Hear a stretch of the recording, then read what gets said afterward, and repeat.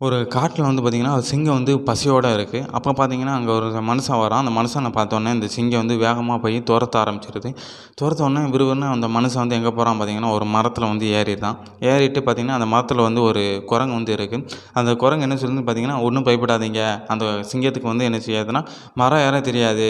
அது போனோனே நான் வந்து உங்களுக்கு வந்து தகவல் குடுக்கேன்." அப்படின்னு சொல்லிட்டு அந்த குரங்கு வந்து அப்படியே தூங்கிருது.